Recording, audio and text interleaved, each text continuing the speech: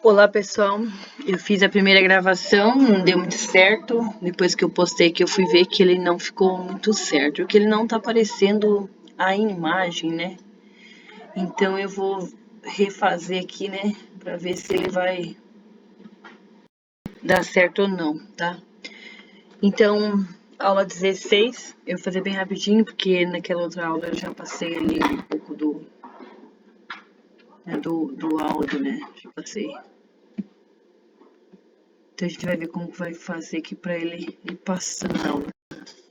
Ah, sim. Daí a gente vai ver se vai salvando a aula ou não. Se der certo, a gente faz de novo. Então aqui, de modo bem resumido, rápido, né? A gente vai direto aqui para os modelos cosmológicos. Hoje sabemos que o sistema solar faz parte de uma galáxia chamada Via Láctea, né, que por sua vez faz parte de um vasto universo composto por inúmeras outras galáxias. No entanto, essa compreensão só foi possível graças a séculos de estudos e avanço científico. Anteriormente, o modelo predominante proposto por Aristóteles por volta de 350 anos a.C. afirmava que a Terra ocupava o centro do universo, com os demais corpos celestes orbitando ao seu redor. Então, hoje nós sabemos, né, que esse modelo ele não é verdadeiro, mas quando foi lançado um novo modelo que dizia que não é verdade, que a Terra não era o centro, quase custou o pescoço de uma pessoa, né? Então, nós vamos falar desse modelo geocêntrico. Um modelo proposto aí por Aristóteles, né? Conhecido como modelo aristotélico, né, de universo, chamado de geocêntrico, geo de terra, terra no centro. Terra no centro, como está no desenho aqui, né? E aí, né, os demais corpos girando ao seu redor, certo? E aí, pessoal, nós vamos ver aqui se está funcionando o negócio, está capturando a tela, não sei se está capturando, mas é isso aqui, tá? Não sei como que vai ficar, mas é esse conteúdo aqui que eu teria que estar mostrando ao mesmo tempo os quadros, né? Não sei se está mostrando, depois a gente vai ver. Aí, pessoal, vamos para o próximo aqui, tá?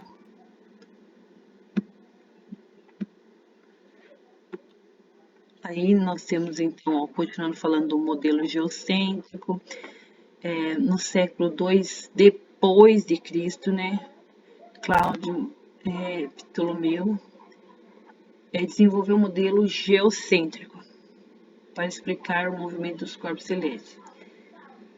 Nesse modelo, a Terra era considerada o centro do universo, incluindo os planetas que orbitavam ao redor dela. Ptolomeu baseou seus modelos em observações astronômicas e criou os modelos para descrever esse movimento. Aí, aqui no caso, né, existe um consenso, né, entre os maiores pensadores aí, que a Terra era o centro. Vários cientistas, então, da época, acreditavam, né, que a Terra era o centro. E aí o que aconteceu, né? Esse modelo prevaleceu ali por muitos anos, né, dizendo que a Terra era o centro, que os demais corpos giravam ao seu redor, né? E aí nós temos que nesse modelo geocêntrico, elaborado por Ptolomeu, ele propõe a utilização de epiciclos para explicar a trajetória complexa descrita pelos planetas. Quando observado da Terra, os epiciclos eram utilizados para explicar as variações que ocorriam em nosso planeta. Só que daí o que aconteceu, né? Vamos ver se vai. O que aconteceu, pessoal? Ó, nós temos outro slide, não sei se está aparecendo aí para vocês, tá? Se vai aparecer a captura só uma vez, como que vai ficar? Eu acho que tem que ir um por um capturando, né? Aí nós temos aqui o modelo heliocêntrico, né? Nicolau Copérnico propôs um modelo heliocêntrico. Aí você associa, né? Hélio de Sol e o Sol no centro do sistema solar. Nesses modelos, planetas, incluindo a Terra, orbitam ao redor do Sol. Essa teoria foi uma mudança significativa em relação ao modelo geocêntrico. Lembra? Acabei de falar, geo de terra no centro, que era o que era anteriormente aceito. Copérnico argumentou que o modelo heliocêntrico explicava de forma simples os movimentos dos corpos celestes.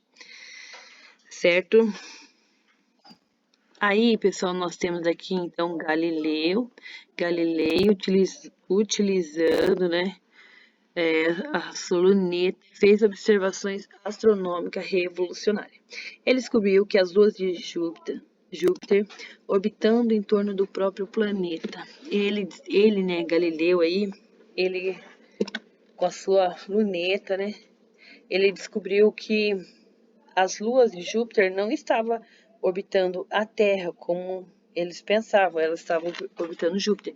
E essa descoberta foi uma grande contribuição, né? E ele começou a questionar. Tinha alguma coisa errada, né? E aí ele começou a questionar essa visão predominante de que tudo orbitava em torno da Terra.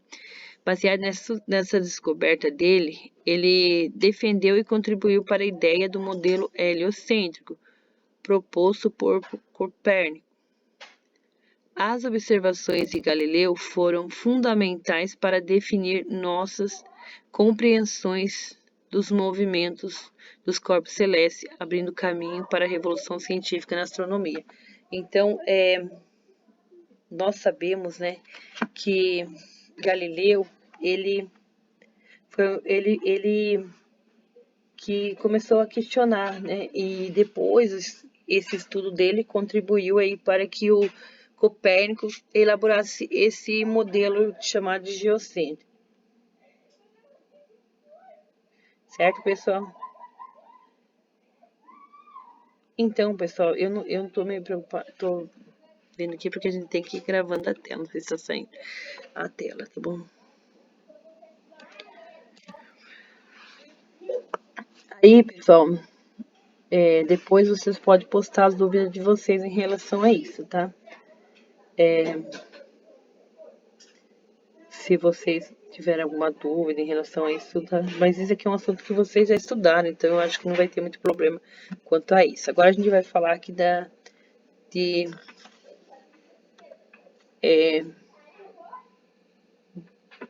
Johannes Kepler, acho que é isso. Johannes Kepler, não sei como faz esse nome. Mas esse carinha aí que vocês estão visualizando, provavelmente visualizando, né? Ele formulou 3 leis, né, do universo, tá bom? E aí, nós vamos falar sobre essas leis, tá? Um resumo breve. Embora esse slide ele não aprofunde essas leis, né? Mas vamos falar. Ele criou leis, né, que descreve de forma geométrica esse movimento dos planetas em torno do Sol. Ele elaborou com base nas observações precisas realizadas por Tisbre. Não sei como faz esse nome, gente. Tem que treinar o meu inglês. Não sei se é inglês, o que é. Mas tá complicado. Que forneceram dados essenciais para a descoberta de Kepler. Johannes Kepler, ele criou as leis, né, que descrevia as órbitas dos planetas. Ele físico, matemático, né, comprovou que a órbita, todo mundo sabe o que é órbita, é o giro que o planeta faz, né, em torno do Sol, ou que é o giro, né, em torno do Sol, ou que a Lua também orbita os planetas, né. Então, pessoal, como você já sabe, o Sol, ele ocupando um dos focos da elipse, na primeira lei, né, ele tem um momento da primeira lei que ele vai chamar de afélio, é um momento que a Terra e o Sol estão mais afastados entre si. E tem o momento periélio, que é o momento que eles estão mais próximos, né? Então, nessa órbita, tem um momento que eles estão mais próximos e tem uns momentos que eles estão mais afastados, certo? Ele descreve, então, esse movimento, essas órbitas, certo? Então, ele afirma que o movimento em torno do Sol não é circular, ele tem um formato elíptico, do jeito que está aqui o desenho, tá vendo que não é um círculo certinho, certo? E que tem um momento que eles estão mais próximos e tem um momento que eles estão mais afastados.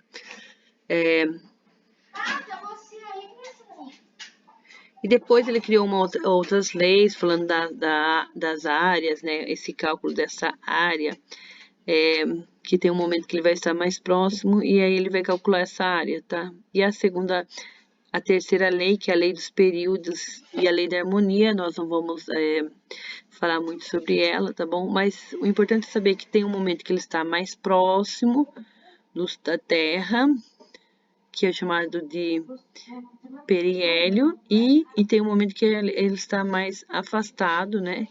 Que é o afélio, tá? E, na verdade, todos os outros corpos também vai ter esses momentos.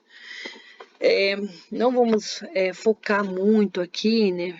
Porque o slide ele não traz aqui descrevendo a primeira e segunda lei, tá bom? Na relação entre a velocidade orbital de um planeta e a área que ele varre em tempos iguais, e na relação entre o período orbital e a distância média do planeta ao Sol, ou seja, né, também tem a ver com quanto mais afastado, maior é o período orbital, certo? E daí ele vai falar, por exemplo, né, Mercúrio, qual o período orbital? E isso vai estar sempre relacionado à Terra, né? Por exemplo, Júpiter, ele é 11 anos terrestre, Saturno, 29 anos terrestre, Urano, 84 anos terrestres, né? Uma órbita completa em torno do Sol. Netuno, 164 anos para dar essa volta em torno do Sol, para completar essa órbita, tá bom? E essa terceira lei vai falar sobre isso, né? E geralmente todos é em relação à Terra, né? E logicamente depois você tem aí Vênus, que é menos que um ano terrestre, Mercúrio também é menos que um ano terrestre, tá? Para completar uma volta completa em torno do Sol. Mas a gente não vai focar muito aqui porque ele não pede muito não pede muito isso, tá? E aí, pessoal, a gente vem para, não sei se está aparecendo a captura de tela, né? Mas aí nós temos aqui o Big Bang, falando um pouquinho do Big Bang, que você já deve ter visto, né? Devido aos instrumentos, né, os avanços dos instrumentos de medida, como telescópio, e as técnicas para a compreensão dos corpos celestes, muitos modelos cosmológicos foram elaborados. Entretanto, o modelo cosmológico mais aceito atualmente é o modelo do Big Bang. Ele sugere que o universo teve origem em uma grande explosão. Então, pessoal, depois pode aprofundar, né? Mas isso aqui é uma teoria científica, independente de você acredita ou não, nós temos que saber que isso vai cair na prova paulista e a gente tem que saber a teoria, tá? Então, o universo surgiu através do Big Bang, que a gente pensa que é uma grande explosão e não era, não é uma explosão assim tão grande, tá bom? Ele tinha ali um ponto no universo e esse ponto ele tinha uma concentração muito grande de massa. Ele era um único pontinho, tá? E aí, né, houve esse ponto, houve essa explosão, tá? E depois foi expandindo, a matéria foi se expandindo e foi dando origem ao universo. Aí vem os exercícios, nós não vamos focar muito no exercício, porque nosso vídeo já está bem longo, tá bom? É só para eu saber mais ou menos. E como que ficou essa tela aqui, essa gravação de tela, se deu certo, se eu vou ter que ver outro modelo para gravar. Ok, obrigado por assistir até o final. Tchau, pessoal, até o próximo vídeo. Fui.